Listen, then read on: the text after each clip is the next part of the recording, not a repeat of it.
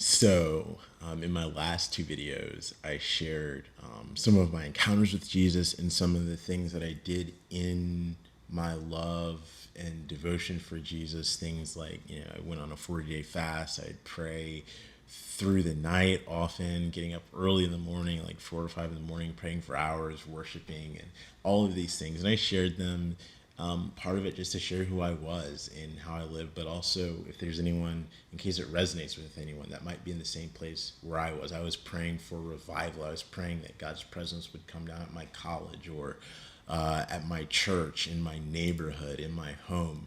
Always praying and longing for the presence of God, that it would come and flood my life and those that are around me. That was my heart. That's who I was. And so, for anyone watching this, if that resonates with you, then maybe part of the rest of my story and journey is for you as well. Actually, not maybe, I believe that it is for some of you that are watching right now. So that's why I'm sharing. And so now I'm going to share key moments, two illustrations, two big things, concepts that were on my journey outside of Christianity. So the first one that I'm going to share has to do with hell. I remember going, actually, before I get there, I'll say this. I remember all of my time being a Christian that I was never fully comfortable with the concept of hell. I remember I would, when I'm witnessing or evangelizing, telling people about Jesus, right? And I'd get to the part about hell, and I always remember kind of like trying to gloss over it. Like, I would feel so much angst in my soul as I would have to tell the part about hell. But I was like, but that's what the Bible says. It's not me, and it's loving. Like, if you are going to hell, it's the most loving thing to do is tell somebody about it so that they can be saved, right? So I remember that, and but I wrestled with it for the last and final time when two big things, like, maybe revisit that and leave the doctrine of hell. One was going to fire. For those of you that don't know me, I'm a firefighter here in Washington, D.C. And I remember coming out of one fire and in the recovery period. And I mean, the fire was hot. Like, the flames are going over your head, like all this stuff. It was a hot fire. It was like starting to, like, my gear was getting a little bit crispy and stuff like that. My helmet was starting to, like, some of the stuff on the helmet was starting to curl up and stuff. And I remember thinking, like, I don't know what triggered it, but I just remember thinking, man, we're pulling people out of a fire. That's pretty bad if, like, they die and then go back into one forever. And then I was like, does that make me more loving than God because I'm willing to risk my life to save someone from a fire, but God's going to have them burn forever? And I remember wrestling with that. And then the other thing that happened around the same time period is I have two beautiful kids, and I remember when they were born, holding them and feeling unconditional love for the first time. Because in normal relationships, there's a healthy and natural expectation back from the other person that you love them, and then they love you back, and so they treat you with respect, with care, with kindness, understanding, things like that. But with a kid, it was like there's nothing they can do for me, but I love them. And I remember thinking, like, this is a father's heart, this is a father's love. And I was also going through teachings in Christianity at the time that were teaching about the father's heart and the father's love for his children. And I was like, there's no place in a father's heart for torture. There's no place in a father's heart for wanting his children to burn, or even, if it's within his power, allowing them to burn forever. And it's like, it doesn't matter what these kids may ever say or do to me or believe about me. I will never think that they need to be tortured forever in hell. That's not a father's heart. That's not a father's love. And so, yeah, I went back and wrestled with that in the Bible. And, I'm no longer a Christian, so I don't believe the Bible is the word of God like Christians do. So the teachings of the Bible don't have as much relevance or weight for me. But for those of you that may still be a Christian, I would challenge you. This is kind of my first challenge to myself that I did and led me to where I am today. But I went back through the Bible and I realized that it never I'm not going to say this. I'm going to just challenge you, find a place in the Bible where it says that Christians, or sorry, not Christians, but human beings will burn forever in hell. I found passages where it said that the devil and his angels will, it says their torment will never cease in Revelation. It's pretty explicit about that. But I never found anything about human beings actually consciously being tormented forever. And so at the time, I let that was the first departure from traditional Christian beliefs that I had at the time. And that can be a whole nother video as well. But I was also asked to leave a church at that time. I love the pastor, and I know he loves and cares about me, but he just said at the time, he's like, you might want to find a place where that's a better fit for you, essentially. So yeah, that was my first departure from traditional Christian values. He's like, oh yeah, I couldn't sign the statement of faith at the church at that time. And I think there may have been one other thing. But then the next big thing for me was, I'll just share the story, how it came to me. And I apologize. I don't apologize, but maybe I just say a warning. Some of what I'm going to say is a little graphic, but this is what I've experienced also as a firefighter, and it's a big part of my journey. So I remember going to my firehouse has been the third busiest in the United States, and that's not just because we're going to fires.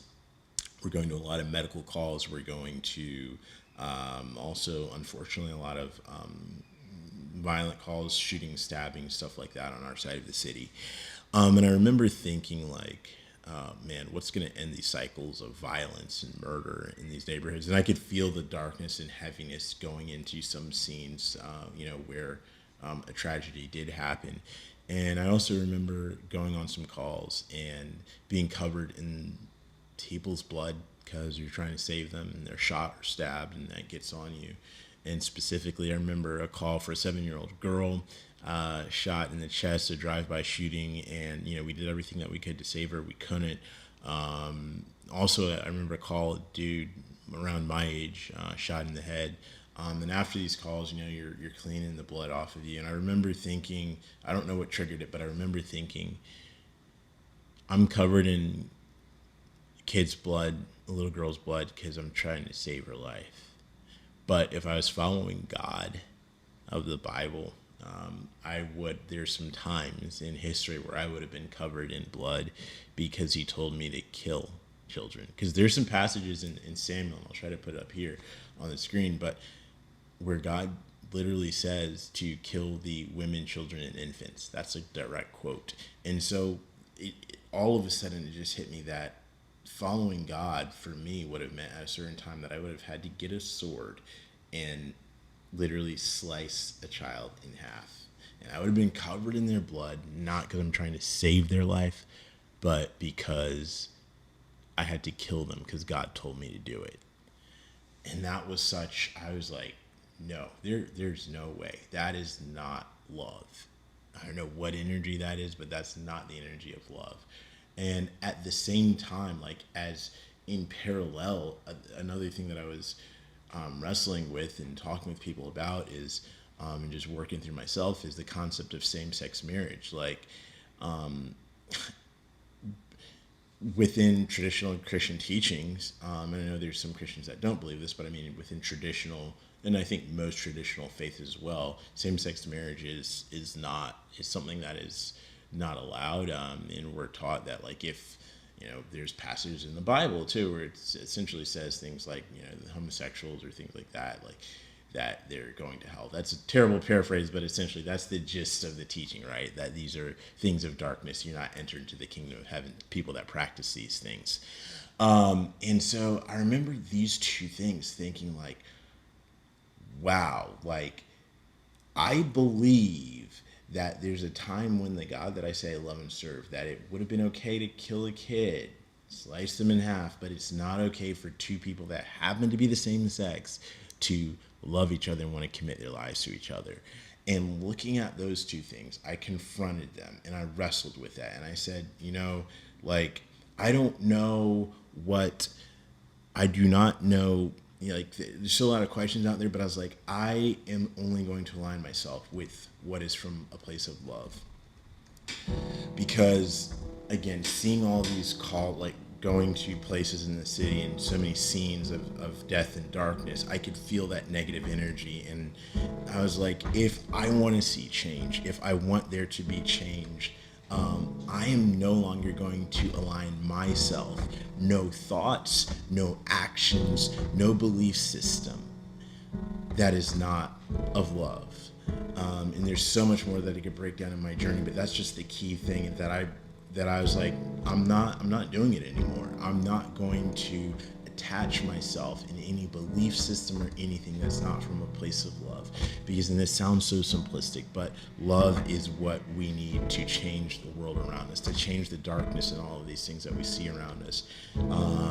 And so I will celebrate love where I see it, and anything that's not of love, I'm not going to align myself with that. And for me, that's what Christ consciousness is. I know I titled these videos Christianity to Christ consciousness, and I'm not huge on labels. Like, I don't have any official belief system or doctrine that I believe, or I'm not part of any official religion or anything like that. I just believe in love. The term Christ consciousness, for me, what it means is it embodies the energy that Jesus brought into the world. Jesus, when he incarnated into the world, I believe that he brought this Christ energy, which is of unconditional, pure love. And he lived from that place of pure love. That's why he did the things that he was able to do. The miracles that he did, the healing that he did, he was an avatar for what is possible for humanity when we live from a place of pure love. Even the miracles like turning water into wine, so much of his teachings were about oneness.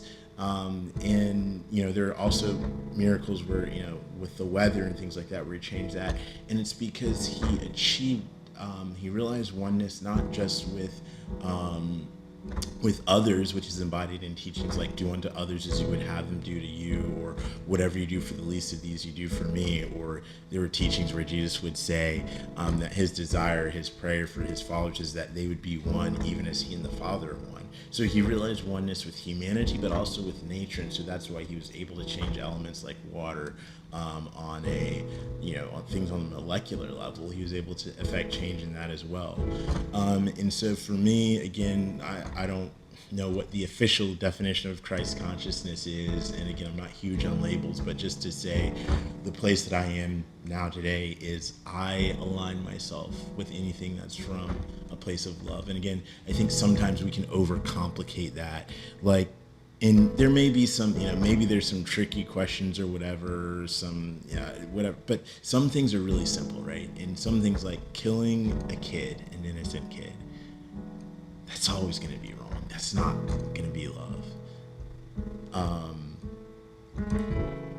And loving someone, wanting to commit your life to them and living with them forever, that's a beautiful thing. And sometimes we overcomplicate that. But so those are the key things that brought me out of Christianity to where I am today. And again, the label that I put on that is Christ consciousness. Just looking at my time, one last kind of way I'd put it is I remember thinking, man, if there was a devil and there's a hell, he would be rejoicing that he convinced billions of people that it's okay in certain instances. If a God tells you to kill a kid, that's okay, but that if two people of the same sex want to love each other for their life, that's bad. That is the definition of deception. That's how we lose love. And so I've committed myself, I don't care if an angel or a God from heaven comes and downs and tells me to kill an innocent child. I'm not going to do it. I'm aligning myself with love. And I will celebrate love wherever I see it. So yeah, those are the big parts of my journey. Thank everybody that's come this far on this journey. Thanks for watching. Happy. There's so much more I could dig deep into on so much of this, but that's the highlights of it. And thanks for coming with me on this journey.